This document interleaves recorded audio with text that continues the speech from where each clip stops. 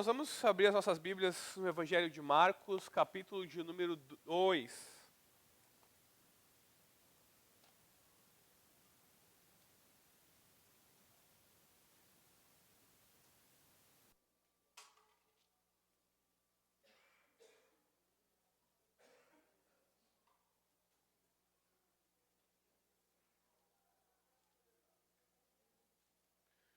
Evangelho de Marcos, capítulo de número 2. Essa já é a nona mensagem, se não me falha a memória.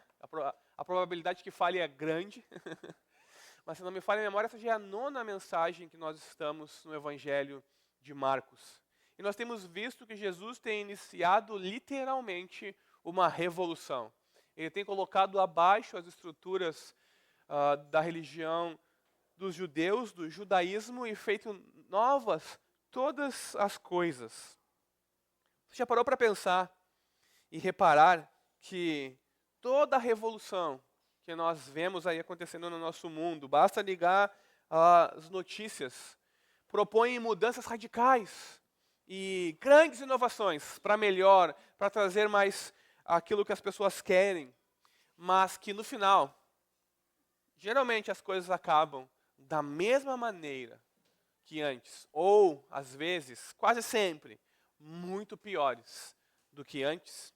As revoluções que nós temos aí são muitas e não nos faltam exemplos. Pense, por exemplo, na Revolução Cubana, no século passado, e como as coisas ficaram de mal a pior depois. Pensem aqui naquilo que nós chamamos de ditadura militar no Brasil, na revolução que os militares propuseram e como a coisa ficou de mal a pior depois também. Pense na Primavera Árabe, que aconteceu há menos de uma década atrás. Pense em várias revoluções e como as coisas depois acabam iguais ou ainda piores.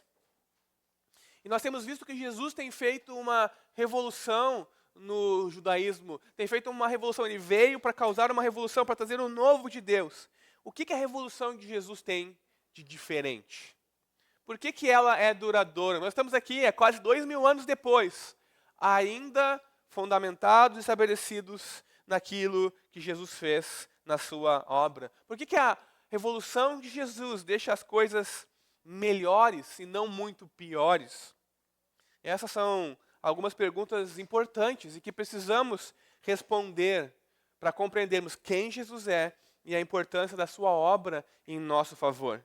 E são algumas das questões que vamos tentar responder a partir do texto que nós leremos nessa manhã. Então, as suas Bíblias, creio que estão abertas em Marcos, capítulo 2. Nós leremos dos versículos 18 ao 22. Diz assim a palavra de Deus. Ora, os discípulos de João e os fariseus estavam jejuando. Algumas pessoas foram perguntar a Jesus: por que os discípulos de João e os discípulos dos fariseus jejuam, mas os seus discípulos não jejuam? Jesus respondeu: como podem os convidados para o casamento jejuar enquanto o noivo está com eles? Durante o tempo que o noivo estiver presente, não podem jejuar. No entanto, virão dias em que o noivo lhe será tirado, e então, naquele dia, eles vão jejuar. Ninguém costura um remendo de pano novo em roupa velha, porque o remendo novo tira um pedaço da roupa velha, e o buraco fica ainda maior. E ninguém põe vinho novo em odres velhos, porque, se fizer isso, o vinho romperá os odres e se perdem tanto o vinho como os odres. Mas põe-se vinho novo em odres novos. Até aí, irmãos. Que Deus abençoe a pregação da sua palavra. Amém? A passagem que nós lemos, ela é a terceira de 5 histórias em sequência no Evangelho de Marcos sobre controvérsias que nos apresentam, que nos são apresentadas agora no início do Evangelho, onde Jesus está na Galiléia realizando o seu ministério. As 2 primeiras histórias que nós já vimos são a respeito do perdão de pecados por parte de Jesus, que ele, como Deus, tem poder para perdoar pecados, e como os fariseus, eles não creem nisso e acham que Jesus está blasfemando, e também a associação de Jesus com publicanos e pecadores, se assentando com eles à mesa e tendo comunhão com eles. A história dessa passagem, da passagem que nós acabamos de ler, diz respeito à controvérsia dos fariseus e dos discípulos de João Batista a respeito do jejum. Os discípulos de João Batista e os discípulos dos fariseus queriam saber a respeito do jejum. E eles foram até Jesus perguntar por que os teus discípulos, e consequentemente o Senhor, não está jejuando. Eles queriam uma resposta de Jesus a respeito da prática do jejum. Mas essa passagem não é sobre jejum.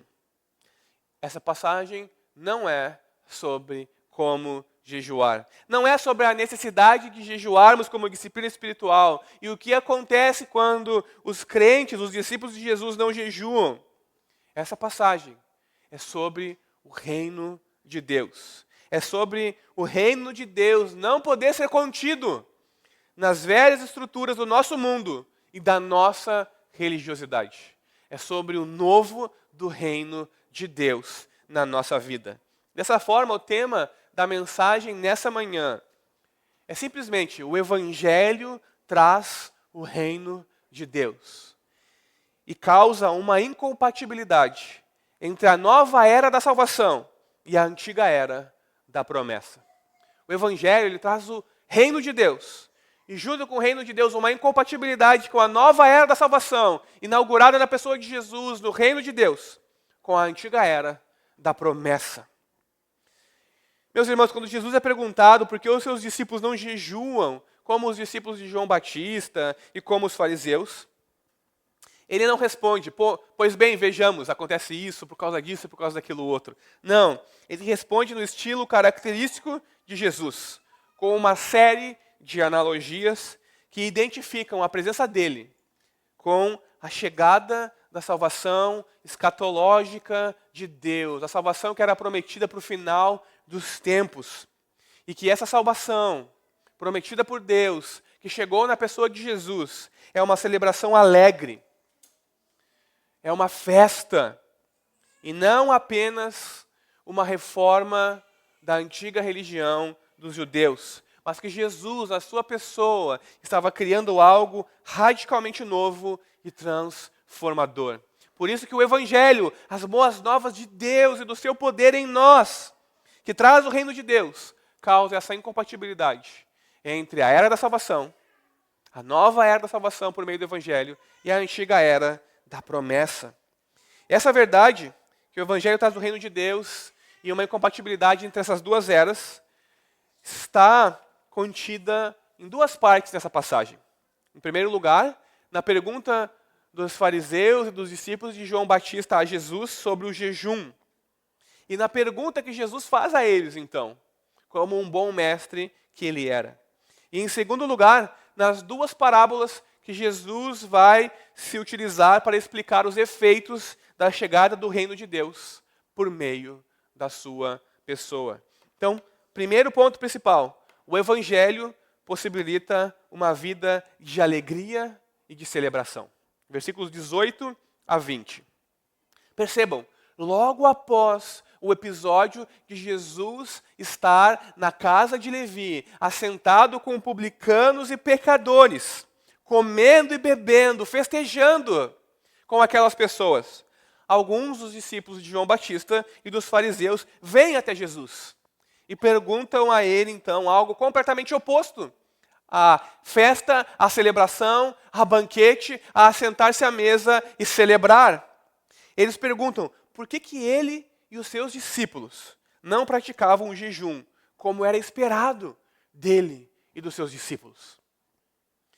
Ora, Jesus era um mestre em Israel, estava ganhando fama para si, as pessoas, as multidões estavam afluindo até a sua presença. Então, certamente, na mente dos discípulos de João Batista e dos fariseus e dos religiosos da época, ele não iria querer somente manter os padrões religiosos, mas afirmá-los e estabelecer novos padrões ainda na sua pessoa e por meio do seu ensino.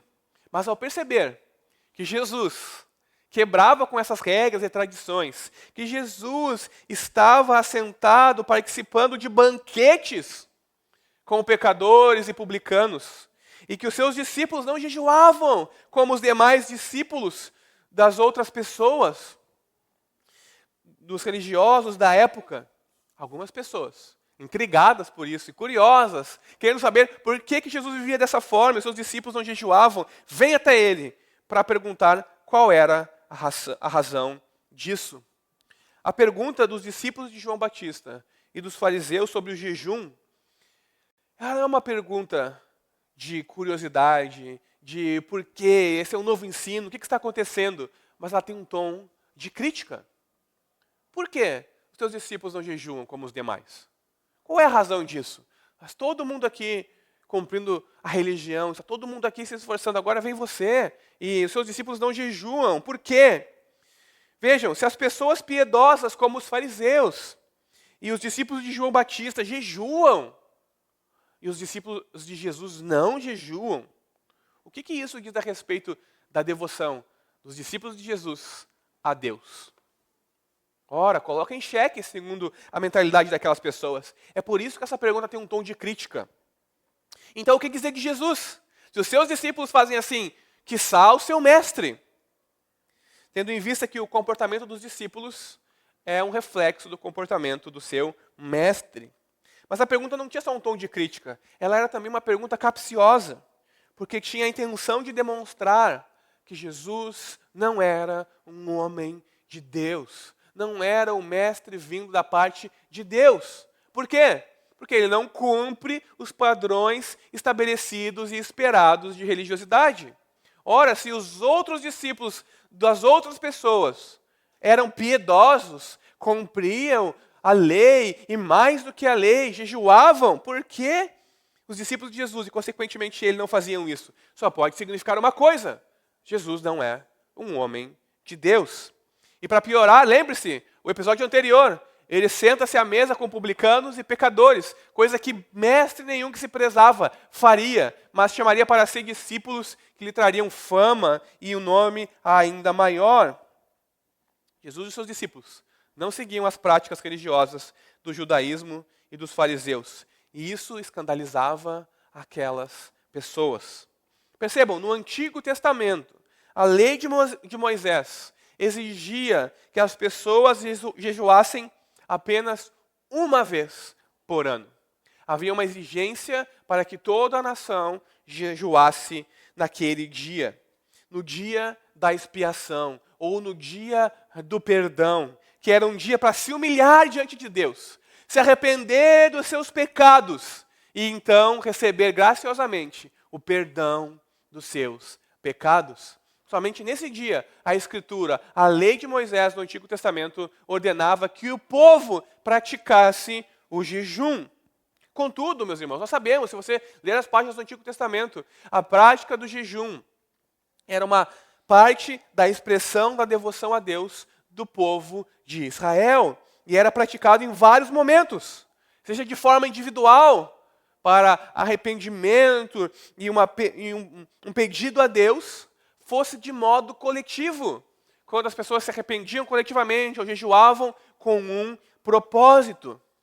Agora, nos tempos de Jesus, essa única ordenança da lei e essa prática individual, não imposta por outros, mas de busca de Deus, de arrependimento pessoal, ou mesmo de um avivamento, onde as pessoas conversando percebiam o seu pecado, percebiam a sua maldade, se voltavam a Deus em arrependimento e jejuavam, sem a imposição de uma autoridade religiosa. Nos tempos de Jesus as coisas haviam mudado. E os fariseus, que eram uns dos principais líderes religiosos da época, eles estabeleceram na sua tradição que eles não jejuariam apenas uma vez por ano e que eles não deixariam que as pessoas, por si próprias, conduzidas por Deus, fizessem a prática dessa disciplina espiritual orientadas por Deus. Não! Eles estabeleceram a prática de 2 dias da semana, as segundas-feiras e as quintas-feiras, eles jejuavam. Dessa forma, os fariseus, também os discípulos de João Batista, que jejuavam constantemente, como um sinal de devoção e piedade, tornaram o jejum como uma parte da sua religião. Algo como eles deveriam fazer em um dia específico e determinado. Isso tornava então o jejum uma parte comum da religião das pessoas. Porque se aqueles homens que eram piedosos, que eram os escribas, que eram os mestres versados na lei de Deus, eles jejuavam 2 vezes por semana.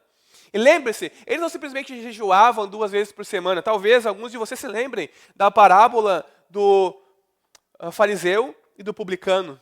Que um publicano vai até o templo orar e se humilha e bate no seu peito e diz: me perdoa, Deus, eu sou pecador, eu preciso da tua graça. Então, logo em seguida, ao lado, vem um fariseu, como que olhando para o publicano, e ele ora a Deus, ele supõe. Mas ele ora: graças eu te dou, Deus, que eu não sou como os publicanos e os pecadores. Graças eu te dou, porque eu jejuo 2 vezes por semana. Toda segunda e toda quinta. E não só isso, eu te dou o dízimo de tudo que eu ganho. Graças eu te dou, porque eu não sou como esse pecador. O que Jesus nos ensina? Que quem saiu dali perdoado não foi o publicano, não foi o fariseu, perdão, mas aquele publicano. E vocês talvez se lembrem também que Jesus ensina os seus discípulos a não agirem como os fariseus, toda segunda e toda quinta-feira. E o que eles faziam toda segunda e toda quinta-feira? Eles bagunçavam o seu cabelo, a sua face ficava triste, e eles andavam pelas praças cabisbaixos, fracos do seu corpo, para que as pessoas olhassem para eles e soubessem: esse fariseu está jejuando, hoje é segunda-feira, que homem piedoso. Ou na quinta, hoje é quinta-feira, esse fariseu está jejuando de novo, que homem piedoso. Eles iam para os lugares públicos, para que os homens vissem a sua religiosidade. E eles criticavam e julgavam as pessoas que não agiam dessa forma. Quem não praticasse o jejum da forma de acordo com os fariseus era considerado não espiritual. Era considerado indigno, inferior. Então é óbvio que alguns desses discípulos dos fariseus e alguns dos discípulos de João Batista, que também jejuavam, mas não pelo mesmo motivo dos fariseus, mas sim um jejum de arrependimento, de confissão, em expectativa do reino de Deus. Porque lembre-se, a pregação de João Batista é que perto estava o reino de Deus, o machado estava a raiz, viria aquele que era maior do que ele, o Messias, o Salvador, e eles estavam esperando, então eles estavam se arrependendo. O batismo de João era para arrependimento de pecados e perdão. Então esses discípulos de Jesus estavam jejuando, de João Batista, perdão, eles estavam jejuando na expectativa da chegada do reino de Deus, então em arrependimento, em confissão. Mas eles olham então para Jesus e seus discípulos. Nós estamos nessa expectativa, seja do lado dos fariseus ou do lado dos discípulos de João Batista. Mas Jesus e seus discípulos não. Então eles se unem, algumas pessoas vão até Jesus e começam a perguntar a Jesus por que ele agia dessa maneira. Percebam, irmãos, a religião judaica, nas mãos de líderes religiosos como os fariseus, havia transformado a vida religiosa, a alegre celebração do povo de Deus, num fardo pesado. E as disciplinas espirituais em instrumentos de tristeza e opressão, não de alegria e de devoção e de condução e de proximidade a Deus. Então, qual é a resposta de Jesus à pergunta dos líderes, dos discípulos de João Batista e dos fariseus? Jesus, em seu estilo característico, responde com uma pergunta, como um excelente mestre que ele era, e também com uma analogia.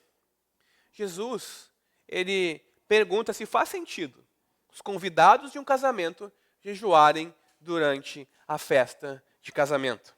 Pense por um instante na pergunta de Jesus. Faz sentido vocês serem convidados para um casamento e então irem em jejum e não se alegrarem, não participarem da festa por nenhum momento? Imaginem só que alguém é convidado a uma festa de casamento. Estão todos lá celebrando a união dos noivos. Estão todos lá alegres e felizes pelo que Deus fez na vida daquele homem e daquela mulher. Há muita comida e muita bebida disponíveis. Porque casamentos são assim. As melhores comidas e bebidas estão disponíveis. Mas em vez de participar de toda essa alegria e celebração, alguém decide simplesmente jejuar. Não, eu vou me abster de todo o alimento, de toda a celebração. Eu vou ficar concentrado em Deus e nas coisas espirituais. Então o semblante daquela pessoa fica mudado. Aquela pessoa rejeita toda a comida, toda a bebida. E as pessoas começam a se perguntar, o que está acontecendo? O que aconteceu? Em vez de participar da alegria, da celebração, aquela pessoa se isola, ela fica buscando a Deus em jejum, ela fica ali naquele momento, o seu semblante caído, um ar sério, rejeitando tudo que é oferecido a ela.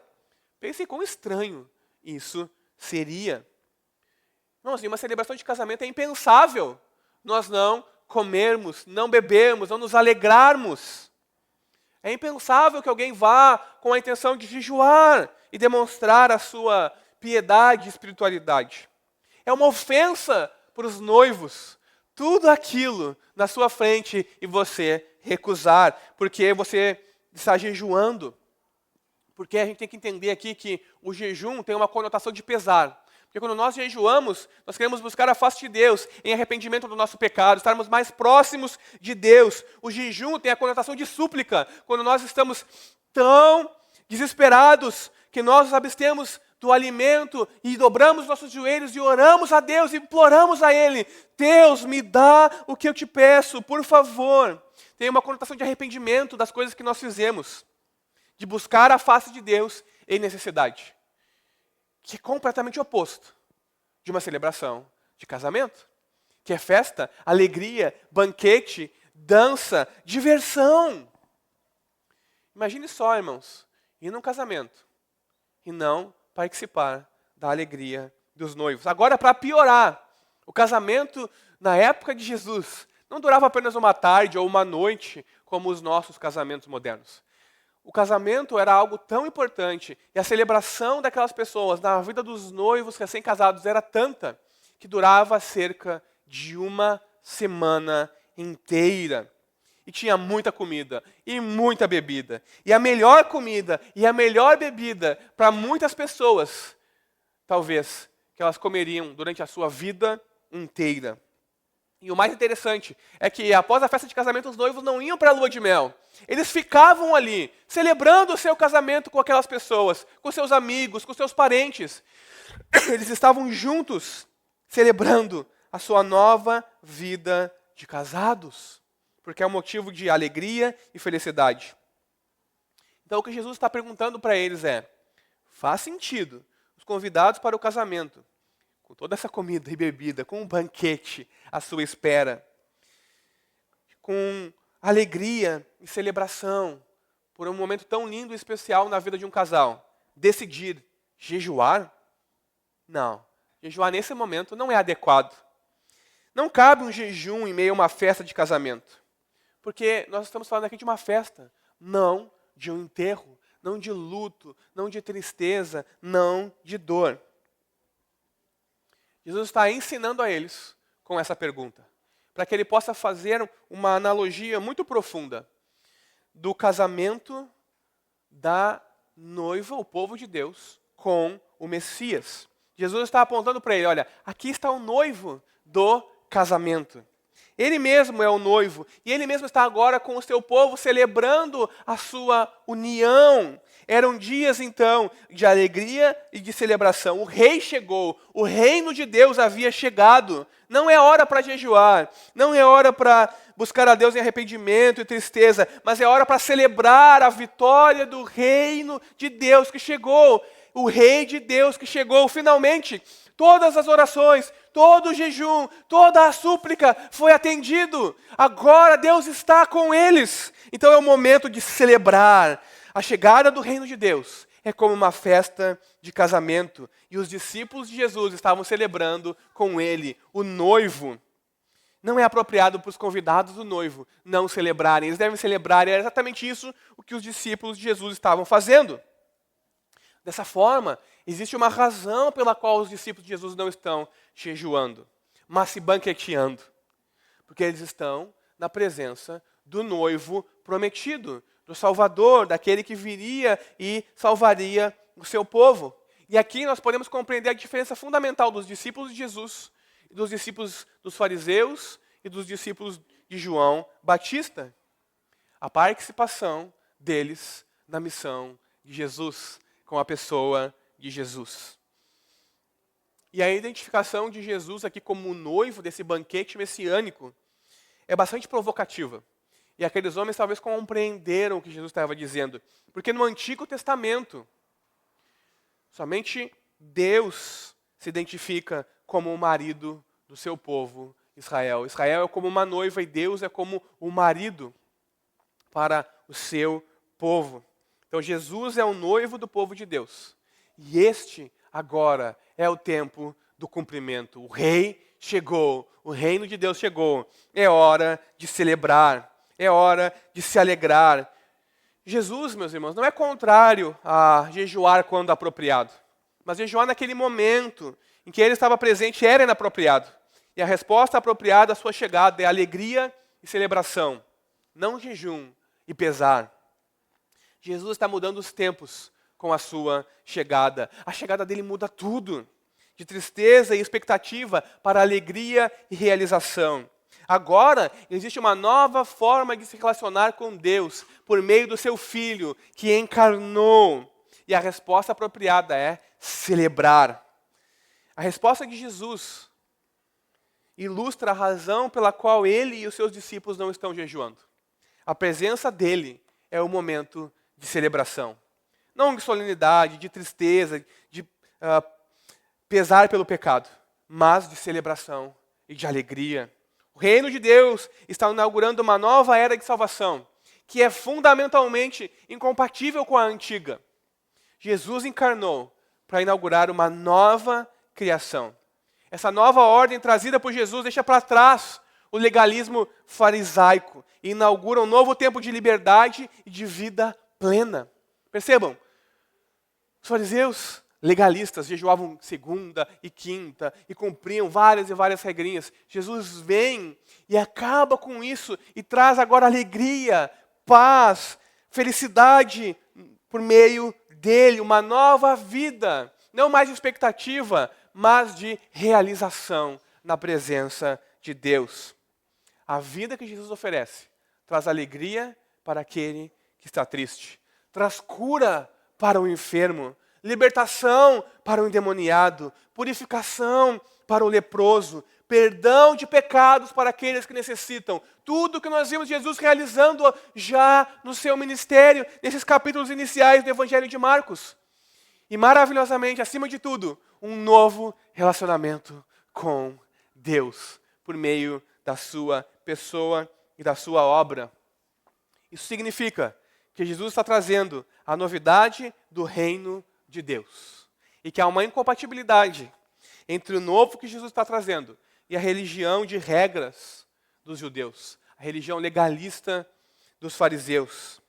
Isso me leva ao meu segundo e último ponto nessa manhã. Segundo ponto principal, o Evangelho possibilita uma vida radicalmente nova. Versículo 20.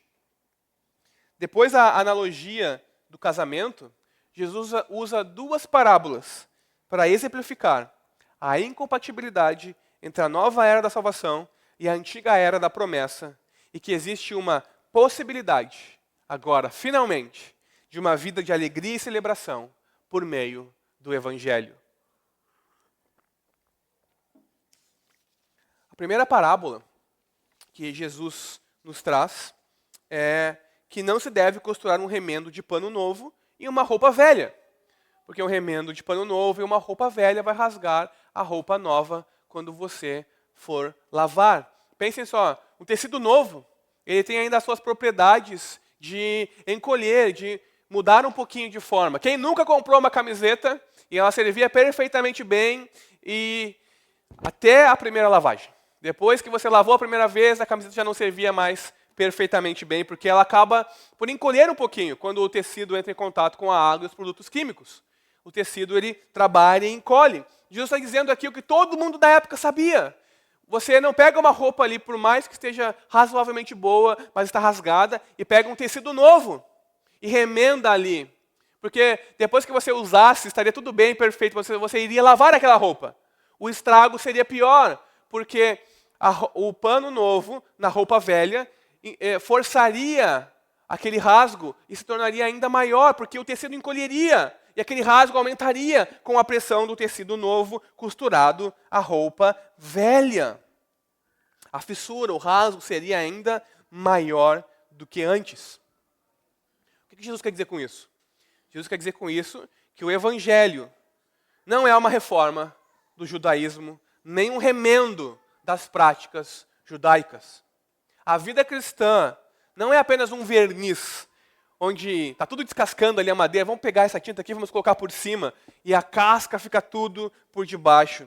Não é uma pintura externa, onde você olha, como é que eu vou fazer? Eu vou pintar por cima aqui mesmo, ficou bom, ótimo, maravilha. Não, a vida cristã não é apenas um verniz, uma pintura externa, que não altera por completo o nosso interior, mas é uma nova vida, algo radicalmente novo. O Evangelho traz algo radicalmente novo para nós. A vida cristã não é uma mistura do velho com o novo. É algo completamente novo. É por isso que nós precisamos nascer de novo. É por isso que nós precisamos da obra de Deus em nós para entrar no reino de Deus. É por isso que precisamos ser novas criaturas. O Evangelho transforma e liberta. O Evangelho é a palavra de vida. O judaísmo, com seus preceitos legais, era uma letra morta. O Evangelho liberta, o legalismo mata. O Evangelho salva, o legalismo faz perecer. O Evangelho possibilita uma vida radicalmente nova. Pelo poder de Deus, podemos ser tornados justos diante dele, por meio da fé somente. É essa vida radicalmente nova que o Evangelho oferece. A segunda parábola que Jesus usa para explicar a incompatibilidade entre a nova era da salvação e a antiga era da promessa, e que existe uma possibilidade de uma nova vida para todos aqueles que se arrependem dos seus pecados, creem em Jesus e recebem o Evangelho, é a parábola do vinho novo em odres velhos. Irmãos, naquele tempo não havia processo de envasilhar como nós temos hoje. O vinho, por exemplo, era guardado em odres de couro. Odres de couro eram simplesmente vasilhas de couro para transportar líquidos. Talvez você já tenha visto algum filme que seja antigo e as pessoas transportavam água em pequenas vasilhas de couro e tomavam a água e guardavam. Aquilo são odres. As pessoas também usavam aquilo para colocar vinho. Quando esses odres são novos, por serem feitos de couro de animal, eles têm certa elasticidade. Eles se expandem, mas à medida que iam envelhecendo, eles iam ficando cada vez mais endurecidos e perdiam então a sua elasticidade. O vinho novo, nós sabemos, está ainda em processo de fermentação. Então, quando eles colocavam um vinho novo, eles colocavam em um lugar apropriado, um odre novo, porque o odre, com a sua capacidade de elasticidade, se expandiria à medida que o vinho fermentasse. Mas se você pegasse um odre velho e colocasse vinho novo nele, à medida que o odre se expandisse, aliás, que o vinho fermentasse, o odre não seria capaz de se expandir mais e suportar a pressão gerada pela fermentação do vinho. E você perderia tanto o vinho quanto o seu odre. O que Jesus está querendo nos dizer aqui? Que o vinho novo do Evangelho não pode ser adicionado nos odres velhos do judaísmo. O cristianismo requer novos métodos e novas estruturas. É por isso que Jesus vem causando uma revolução. É por isso que Jesus vem quebrando todas as expectativas esperadas. Nós não podemos ter o coração duro como odres velhos ressecados pelo tempo. Nós não podemos ter um coração de pedra. Nós precisamos de um novo coração para receber o vinho novo do Evangelho. E é por isso que Deus tem que fazer uma obra na nossa vida para que nós possamos crer e confessar e viver de acordo com a sua graça.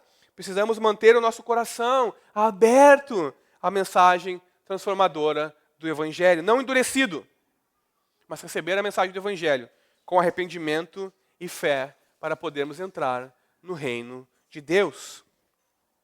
Jesus é o vinho novo, que veio trazer alegria, paz e felicidade e satisfação e plena comunhão com Deus para o seu povo. O legalismo dos fariseus é o odre velho que não estica mais e que não pode conter o reino de Deus. Há uma incompatibilidade, irmãos, entre o legalismo e o novo no reino de Deus. O evangelho não é a continuação do judaísmo. É algo completamente novo. Isso significa que a religiosidade externa, de jejuar 2 vezes por semana, de ir às praças públicas, de guardar uma série de regras e demonstrar isso externamente, semana após semana, dia após dia, foi substituído pelo relacionamento pessoal, libertador com Deus, por meio de Jesus. O caminho para Deus não é obedecer regras. Então, pela obediência ser aceito diante de Deus. Mas é pela fé em Jesus e pela comunhão com Jesus. Porque Deus cumpriu todas as regras em Jesus.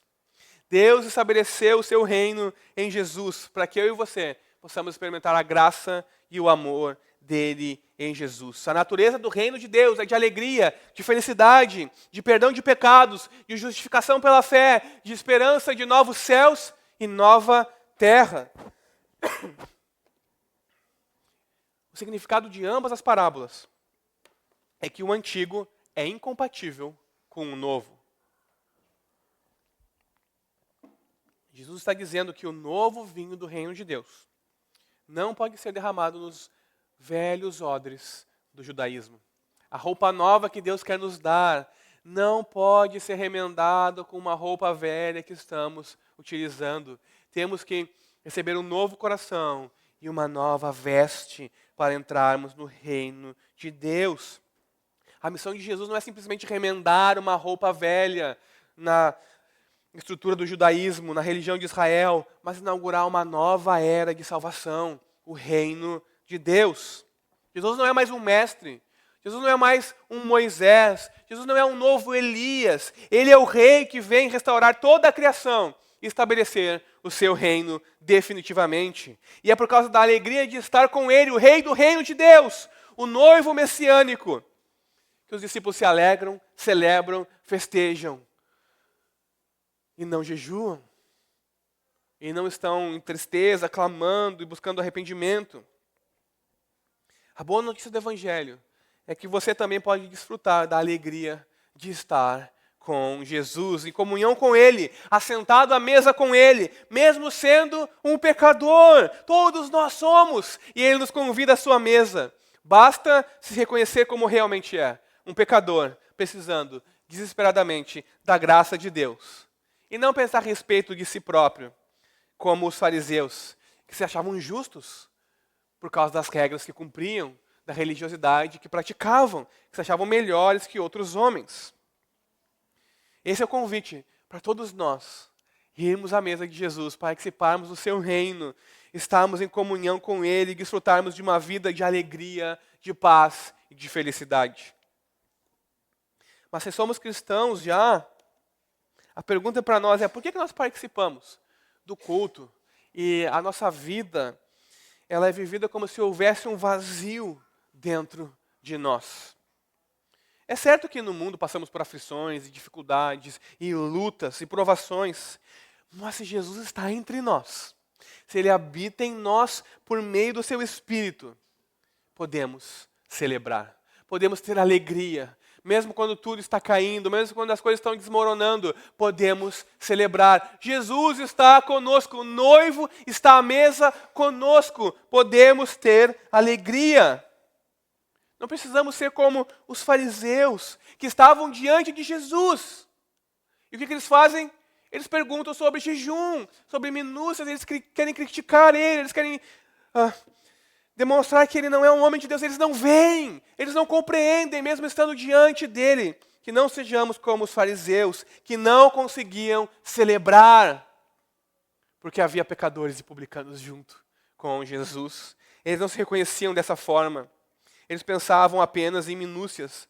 Eu e você podemos celebrar, porque Jesus está conosco. Precisamos encontrar uma razão para celebrar. E se você não consegue encontrar nenhuma razão na sua vida, é saindo de mal a pior, encontre uma razão em Jesus. Se estamos aqui nessa manhã, é porque estamos assentados à mesa com Ele. Ele nos convidou à sua mesa, ao seu reino.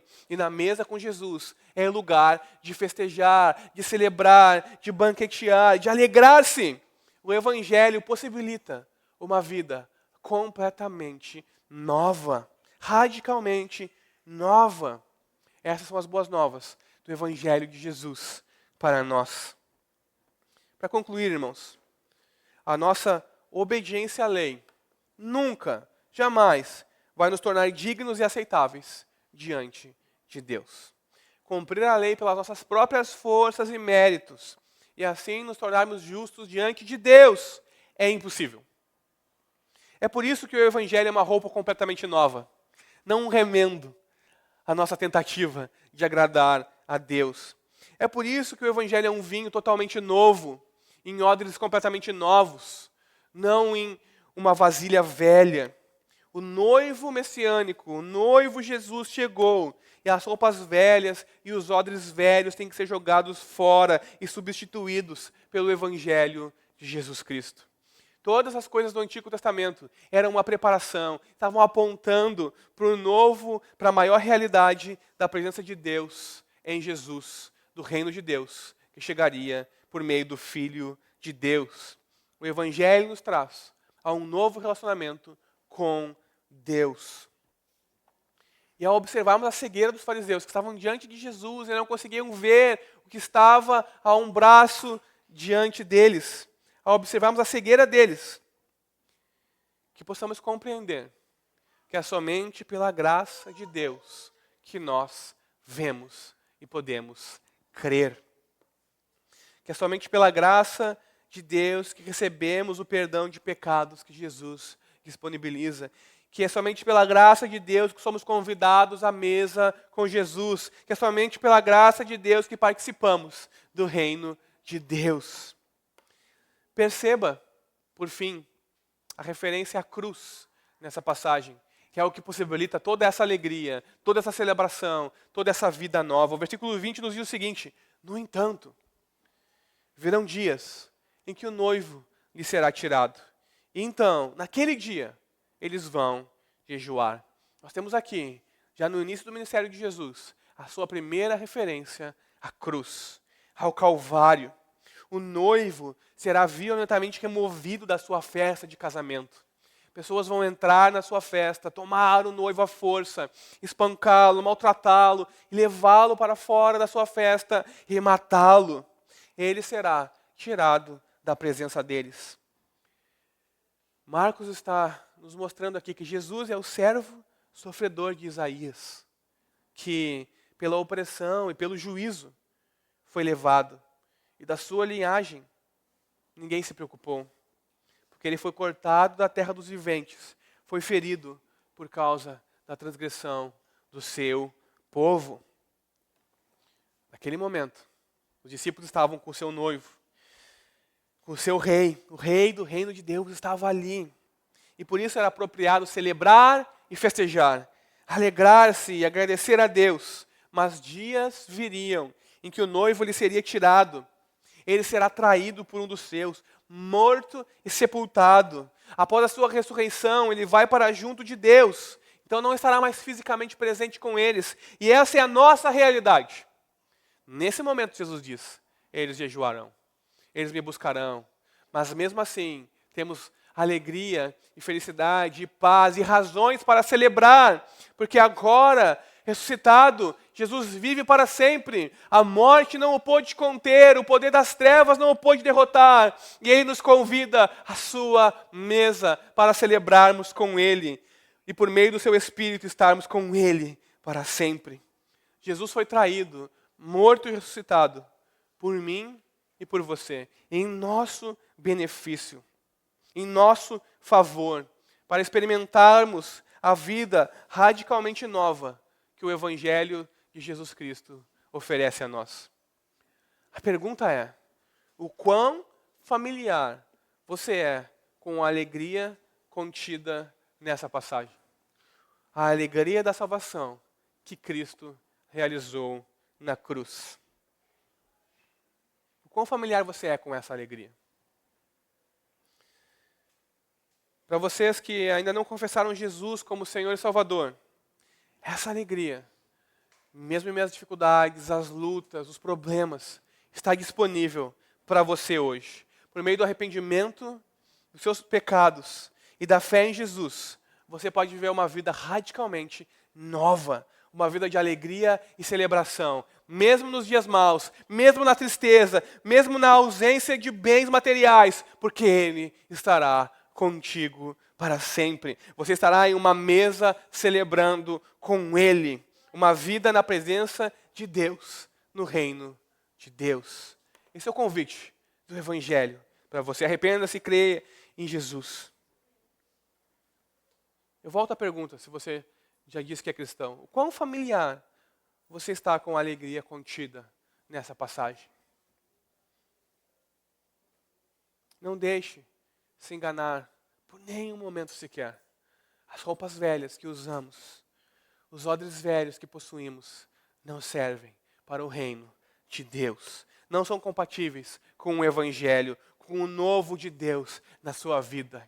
A obra de Deus na sua vida é somente pela graça, somente pela fé. Desfrute então do relacionamento que Deus tem para você, por meio da fé, por meio da graça. E viva em alegria, em abundância. Pela fé, você está assentado à mesa com Jesus. E essa mesa é lugar de festejar.